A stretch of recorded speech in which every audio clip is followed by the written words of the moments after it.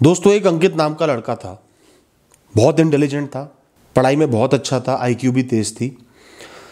बचपन से ही उसको यूपीएससी एग्जाम का, आईएएस अफसर बनने का बहुत शौक था। उसने ठान लिया था कि वो इतनी मेहनत करेगा कि एक दिन आईएएस अफसर बन के दिखाएगा, और उसने मेहनत की भी। ग्रेजुएशन खत्म करते ही उसने अच्छे से तैयारी करना शुरू कर दिया और पहले ही अटेम्प्ट में प्रीलिम्स क्लियर कर दिए। बहुत बड़ी बात थी, बहुत खुश हुआ। घर वालों की भी एक्सपेक्टेशंस बढ़ गई और उसने मेंस भी क्लियर कर दिया। अब तो रिश्तेदारों के फोन आने लगे, घर वाले सेलिब्रेशंस की तैयारी करने लगे, खुशी का माहौल था। लेकिन जब फाइनल रिजल्ट आए तो वो सिलेक्ट नहीं हो पाया। मायूसी का माहौल छा गया, घर में बहुत दुख हुआ, अंकित भी परेशान हो गया। लेकिन अंकित ने तो ठान रखा था कि किसी तरह ये एग्जाम क्लियर करना है। उसको फेलियर से इतना फर्क नहीं पड़ा और वो अपनी तैयारी अच्छे से करता रहा, खूब मेहनत की। अगले अटेम्प्ट में वो प्रीलिम भी नहीं निकाल पाया, पहले ही पेपर में फेल हो गया। बहुत धक्का लगा, घर वालों को भी, अंकित को भी। विश्वास ही नहीं हुआ कि एक अटेम्प्ट में इतने आगे चला गया और अगले अटेम्प्ट में पहली स्टेज में फेल हो गया। फिर भी अंकित ने हार नहीं मानी और फिर से पढ़ाई शुरू कर दी। इस बार उसने प्रीलिम्स के लिए बहुत ज्यादा मेहनत करी, लेकिन ऐसा पेपर आया बिल्कुल ही एक्सपेक्टेशंस के विपरीत। अलग सा पेपर आ गया और इस बार भी अंकित सेलेक्ट नहीं हो पाया। इस बार उसका कॉन्फिडेंस धराशायी हो गया, वो बहुत परेशान हो गया। डिप्रेशन का सा माहौल हो गया और वो पढ़ाई पे कंसंट्रेशन नहीं कर पा रहा था। कई दिन तक परेशान रहा, टाइम खराब करता रहा। फिर एक दिन उसकी माँ ने रियलाइज किया कि कुछ तो करना पड़ेगा, वरना ये तो कुछ भी नहीं कर पाएगा और परेशान और हो जाएगा। अंकित की माँ उसको अपने साथ कई 100 किलोमीटर दूर एक साधु के पास लेके गई। बस में धक्के खाते हुए जंगलों के बीच में उस साधु का मठ था। उनका परिवार उन साधु को बहुत मानता था। अंकित की मां अंकित को उनके पास लेकर गई। उस जगह का माहौल बहुत अच्छा था, बहुत हरियाली थी, पहाड़ थे। वहां जाके तो थोड़ा चैन वैसे ही पड़ गया अंकित को। फिर कुछ घंटे बाद वो मौका आया जब उन दोनों को साधु से मिलने का मौका प्राप्त हुआ। जाते ही दोनों ने साधु के हाथ जोड़े, अंकित ने आशीर्वाद लिया। साधु ने अंकित को देखते ही, उसकी शक्ल देखते ही बोला कि बताओ बेटा, क्यों इतने परेशान हो, मन में इतना दुख क्यों भरा हुआ है, मुझे बताओ। अंकित ने अपनी पूरी कहानी बता दी। इतनी पढ़ाई करने के बावजूद, इतना समझदार होने के बावजूद वो सिलेक्ट नहीं हो पा रहा था। साधु ने उससे पूछा, बेटा एक बात बताओ, सारे अटेम्प्ट खत्म हो गए या कुछ बचा है? और इसके अलावा और भी पेपर होंगे ना इसी तरीके की नौकरियों के लिए? अंकित ने जवाब दिया कि साधु महाराज, अभी मेरे कुछ अटेम्प्ट्स बचे हुए हैं और इसके अलावा कहीं और पेपर भी हैं जो मैं दे सकता हूं। तो साधु मुस्कुराए और बोले,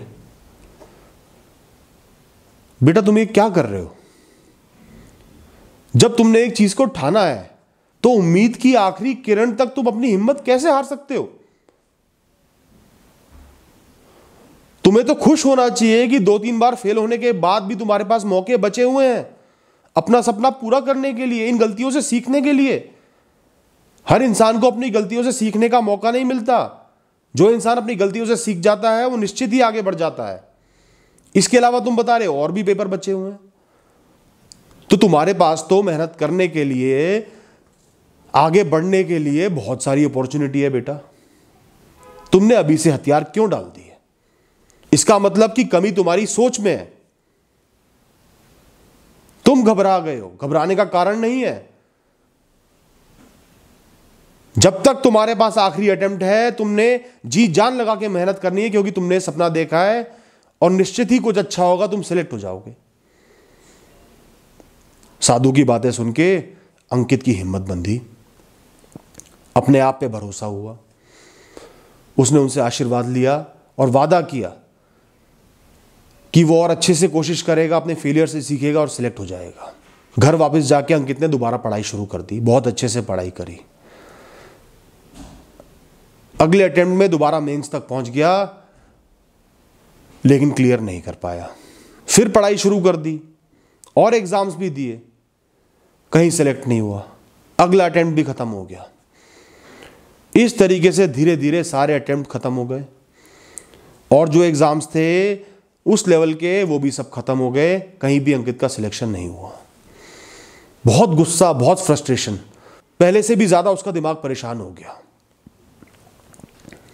जिंदगी से मन सा भर गया और सबसे ज्यादा गुस्सा उसे आया उन साधु पे जिन्होंने उसे झूठा दिलासा दिया।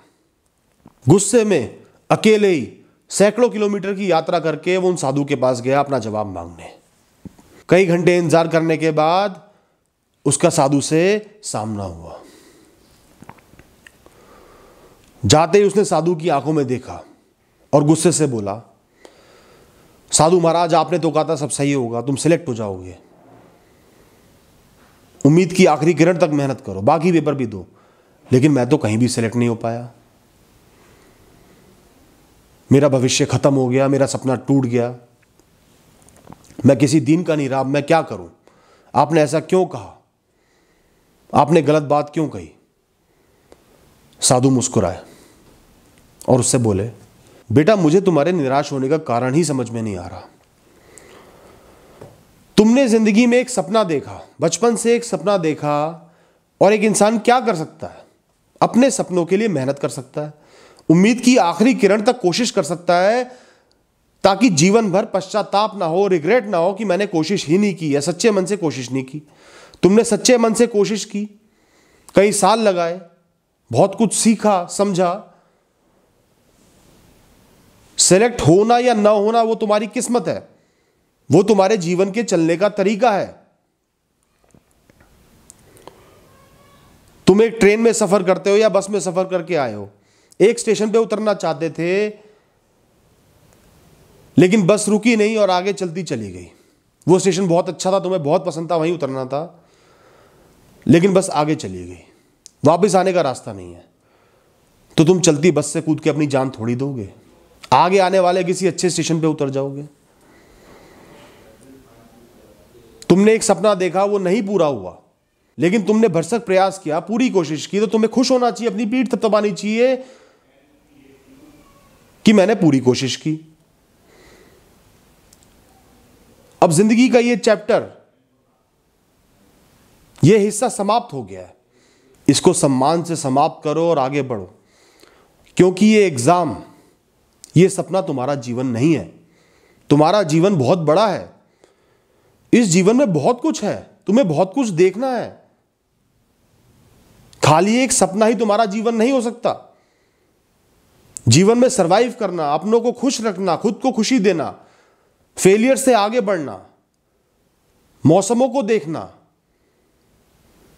जवानी, बुढ़ापा, बचपना, इन सब चीजों को देखना, गिर के उठना, छोटी बड़ी अचीवमेंट्स, परिवार को चलाना, बहुत कुछ है जीवन में। ये एक चीज तुम्हारे जीवन से बड़ी नहीं है, इसको बड़ा मत बनाओ। बड़ा बनाओगे तो दुख तो निकलेगा ही। अब जीवन में देखो कि आगे क्या बचा है। ये चैप्टर समाप्त हो गया है, इसमें अब कुछ नहीं बचा है, इसके लिए तुम कुछ नहीं कर सकते हो। आगे देखो क्या है, क्या क्या ऑप्शन बचे हुए हैं, क्या पढ़ाई कर सकते हो, कैसे नौकरी पा सकते हो। शांत मन से, बिना किसी रिग्रेट के, पश्चाताप के आगे बढ़ो, एक नई शुरुआत करो। कुछ साल अपने सपने को दिए क्योंकि वो सपना जरूरी था, लेकिन वो सपना जिंदगी नहीं थी। तो अब जिंदगी में आगे बढ़ना है और देखना है कि लाइफ में क्या है, अगला स्टेशन कौन सा अच्छा है, अब लाइफ को कैसे चलाना है, कैसे अच्छा बनाना है। और भी बहुत सारे कोर्सेज होंगे, सीखो, उन कोर्सेज को करो और थोड़ा समय लगाओ और एक नौकरी पाओ। यही तुम्हारा टारगेट होना चाहिए। गुरुजी ने फिर से अंकित के मन को शांत कर दिया। जितने दुख में, फ्रस्ट्रेशन में वो आया था, वो सब हवा में उड़ गए और बहुत ही शांत मन से, खुश होकर वो वापस गया। इसके बाद उसने MBA कंप्लीट करा और पढ़ाई करी, और कई साल अच्छे से पढ़ाई करने के बाद उसकी नौकरी लग गई। धीरे धीरे वो अपनी लाइफ में सेटल हो गया, माँ बाप को बाहर घुमा के लाया, माँ बाप की इच्छाएं पूरी करी, अपने सपने पूरे किए, अपनी ख्वाहिशें पूरी करी, और उसका जीवन बेहतर हो गया, अच्छा हो गया, और वो सुख से जीने लगा। कुछ सालों बाद वो फिर से उन साधुओं के पास गया, लेकिन सिर्फ शुक्रिया कहने और उनका आशीर्वाद लेने। तो दोस्तों, इस कहानी से कुछ बहुत ही सिंपल और ज़रूरी बातें समझ में आती हैं। आपने कोई सपना देखा है, वो बहुत ज़रूरी है, लेकिन आपके जीवन से बड़ा नहीं है। जीवन में और भी बहुत कुछ है। अपने जीवन को वैल्यू दो, उस सपने के लिए जी जान से मेहनत करो, आखिरी उम्मीद तक, आखिरी उम्मीद की किरण तक मेहनत करो, ताकि आपको कोई पश्चाताप, कोई रिग्रेट ना रहे। सिलेक्ट हो जाओ, सपना पूरा हो जाए तो बहुत ही अच्छा है। किसी कारणवश नहीं पूरा हो पाए तो लाइफ में देखो आगे क्या बचा है, क्या करना है, कैसे लाइफ को सही करना है, आगे बढ़ो और लाइफ को देखो, लाइफ को जियो। एक चैप्टर पूरी कहानी नहीं बन सकता। हर चैप्टर को अच्छे से जियो, हर चैप्टर में अच्छे से प्रयास करो, अपनी लाइफ को अच्छा बनाओ। थैंक यू दोस्तों, ऑल द बेस्ट।